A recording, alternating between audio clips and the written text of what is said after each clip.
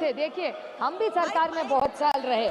देखिए, जीत का अहंकार नहीं होना चाहिए और हार का दुख भी नहीं होना चाहिए। एक सशक्त लोकतंत्र अगर रखना हो तो वो नियम कायदे से चलेगा, किसी की मनमर्जी से नहीं चलेगा। ये देश सिर्फ और सिर्फ भारत रत्न डॉक्टर बाबा साहेब अंबेडकर के संविधान से ही चलेगा। जय हिंद। आदरणीय अध्यक्ष जी, आपने मुझे इलेक्टोरल रिफॉर्म जैसे गंभीर विषयों पर अपनी पार्टी लोक जनशक्ति पार्टी रामविलास और हमारे राष्ट्रीय अध्यक्ष चिराग पासवान जी की तरफ से पक्ष रखने का जो अवसर दिया है उसके लिए मैं आपका अपना आभार प्रकट करता हूं। मैं बिहार की उस पावन भूमि से आता हूं जिसने विश्व को पहला गणराज्य दिया, जहां पर गण प्रमुख सामूहिक रूप से राजा और अधिकारियों का चयन करते थे। उसी गौरवशाली परंपरा को आगे बढ़ाते हुए अध्यक्ष महोदय, बिहार की जागरूक जनता ने लगभग 7 करोड़ मतदाताओं ने बिहार विधानसभा के लोकतंत्र के इस महापर्व पर बढ़ चढ़कर हिस्सा लिया और अपना मुख्यमंत्री और सरकार चुना। बिहार की जनता द्वारा दिए गए इस जनादेश का सम्मान करते हुए हमारी एनडीए की सरकार हर संभव प्रयास करेगी कि बिहार के विकास को नए आयाम तक पहुंचाया जाए। एक विकसित बिहार बनाने के निर्माण हेतु हमारा गठबंधन पूरी तरह एकजुट और संकल्प के साथ काम करेगा। अध्यक्ष महोदय, इतिहास गवाह है कि बिहार की प्राचीन वैशाली गणराज्य किसी बाहरी दुश्मन से नहीं बल्कि अंदर की फूट और नेताओं की उस वक्त के गण प्रमुखों की अति महत्वाकांक्षा के कारण ही टूट गई थी और महागठबंधन बिहार में इसी अति महत्वाकांक्षा को दिखाते हुए दिखा जब वहां पर सीएम के उम्मीदवार खुद ही कह रहे थे कि मैं 18 तारीख को बिहार में मुख्यमंत्री पद का शपथ लूंगा। अध्यक्ष महोदय, ये कमाल की बात है कि संविधान के रचयिता डॉक्टर बाबा साहेब अंबेडकर, जिनकी कलम से संविधान निकला, चुनाव का नियम कानून निकला, दलितों पिछड़ों महिलाओं का अधिकार निकला, उन्हीं बाबा साहब के 1952 और 54 में उनका चुनाव नहीं निकला क्योंकि संविधान बनाने वाले को कांग्रेस के षड्यंत्र के कारण संविधान से सदन से बाहर रखने का षड्यंत्र किया गया, शारीरिक रूप से और तस्वीरों के माध्यम से। आपने बाबा साहब का अपमान किया था, आपको बाबा साहब का ही श्राप लगा है। आप इसी कारण उत्तर प्रदेश और दिल्ली के बाद बिहार में भी सिंगल डिजिट में आ गए हैं। एक वक्त की सिंगल लार्जेस्ट पार्टी आज बिहार में सिंगल डिजिट की पार्टी बनकर के रह गई है।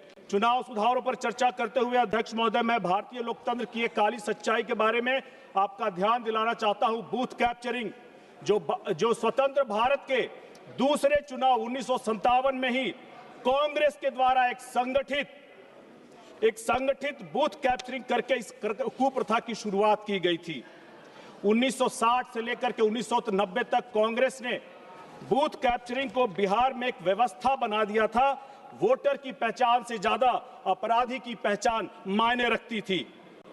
1989 के में चुनाव आयोग ने एक बड़ा सुधार करते हुए बूथ कैप्चरिंग को आधिकारिक परिभाषा दी और 1991 में इसे संगीन अपराध में शामिल किया।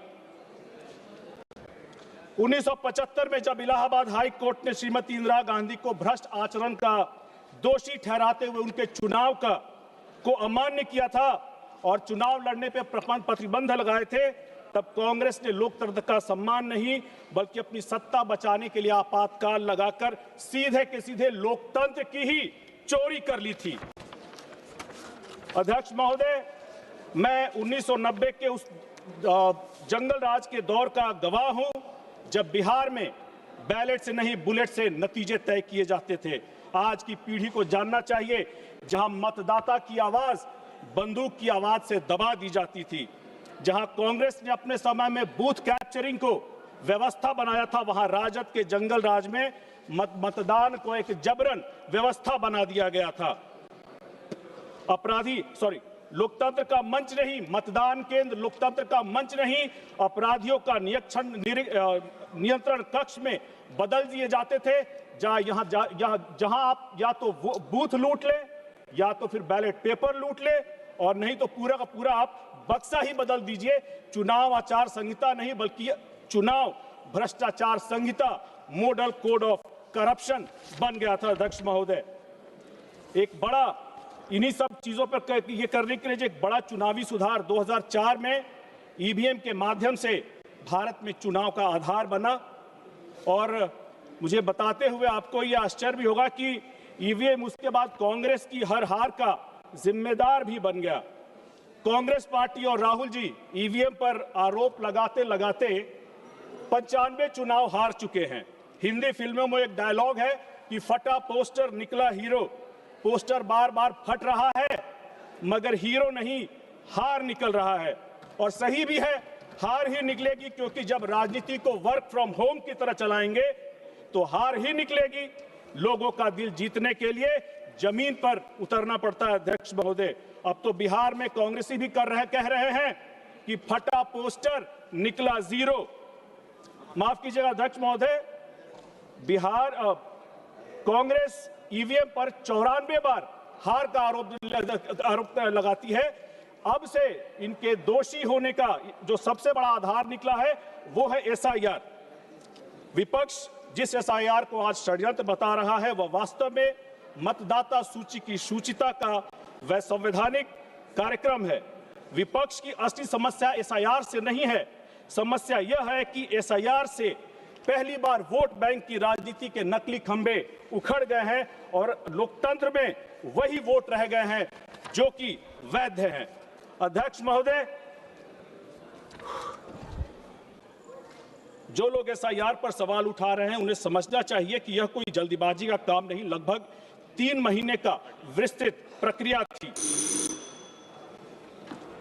समस्या अध्यक्ष महोदय मशीन में नहीं है, प्रक्रिया में नहीं है, मानसिकता में है। पूरे देश ने देखा था जब बिहार के नेता प्रतिपक्ष ने सरेआम प्रेस कॉन्फ्रेंस करते हुए अपना नकली ईपिक नंबर दिखाया था और तब चुनाव आयोग ने सही वोटर कार्ड सामने लाकर के यह स्पष्ट कर दिया था कि नेता प्रतिपक्ष बिहार में 2-2 वोटर आईडी कार्ड रखते हैं। जब वीआईपी नेताओं के साथ ऐसी गड़बड़ी मिल सकती है तो इसीलिए अध्यक्ष महोदय ये एसआईआर जरूरी हो जाता है। जब वोटर लिस्ट शुद्ध होता है तब राजनीति की अगली असली ताकत उजागर होती है। अध्यक्ष महोदय, बिहार विधानसभा चुनाव से पहले बिहार में एक पार्टी बिल्कुल अपना आचरण और व्यवहार एक नव सामंतवादी पार्टी की तरह कर रही थी और एक ऐसी पृष्ठभूमि तैयार की जा रही थी और खुलेआम संकेत दिए जा रहे थे कि अगर उनकी सरकार बनेगी तो बिहार में जनता का नहीं एक विशेष सामाजिक वर्ग का नियंत्रण स्थापित होगा। आपने गाने भी सुने होंगे, तेजस्वी सरकार बनतो तो बीप बीप बीप रंगदार बनतो। एसआईआर से पहले बिहार में गरीब, पिछड़े, वंचित और दलितों के मतदाताओं को इन नव सामंतवादी का इतना दबाव था कि उन्हें साफ साफ कहा जाता था कि अगर तुम वोट करोगे तुम्हारे वोट का कोई फायदा नहीं होगा, क्योंकि हमारा फर्जी वोट इतना है कि तुम्हारे वोट का फायदा नहीं होगा। उन्हें कई जगह बूथ पर नहीं पहुंचने दिया जाता था और उन्हें भी लगता था कि हमारा जो वोट है वो महत्वहीन है। लेकिन एसआईआर के बाद अध्यक्ष महोदय उनको भी लगा कि हमारे वोट का मतलब है और यह आपने बिहार में एनडीए को 202 सीटों के माध्यम से आपने देखा होगा और इसका नकारात्मक प्रभाव भी बिहार में हम लोगों को देखने को मिला जब गोपालगंज के बैकुंठपुर में दलित जिन्होंने एनडीए को वोट किया था उनके साथ हिंसा हुई, मारपीट हुई। मैं भी गया था मुजफ्फरपुर के सखौरा पटसारा गांव में। शंकर पासवान जी की हत्या सिर्फ इसलिए कर दी गई थी क्योंकि उन्होंने एनडीए को वोट किया था। अध्यक्ष महोदय, इस देश को और इस सदन को यह स्पष्ट समझना चाहिए, मैं अपनी बात खत्म करूंगा मैम, कि जब हम इलेक्टोरल रिफॉर्म्स की बात करते हैं तो बड़ा सुधार यही है कि वोट देने का अधिकार केवल और केवल वैध और पात्र भारतीय नागरिक का होना चाहिए। यदि मतदाता सूची में अवैध नाम रहेंगे और चुनाव प्रक्रिया विकृत होगी तो लोकतंत्र की असली ताकत असही मतदाता कमजोर पड़ेगा।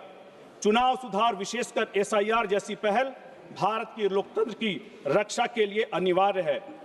मैं इस चुनावी सुधारों और एसआईआर जैसी प्रक्रिया का हमारी पार्टी की तरफ से पूर्ण समर्थन करता हूं और मुझे अपनी बात रखने का आपने अवसर दिया, उसके लिए आपका बहुत बहुत आभार। माननीय सदस्य श्री श्रीकांत शिंदे जी।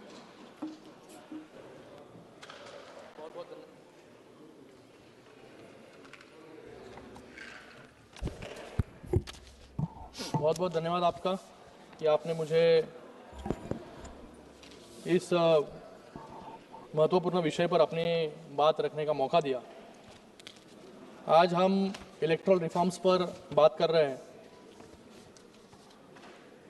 मैं अपनी पार्टी शिवसेना की तरफ से इसकी पूरी तरीके से समर्थन करता हूँ। आज 9 दिसंबर के दिन 79 साल पहले भारत की संविधान सभा पहली बार बैठी थी।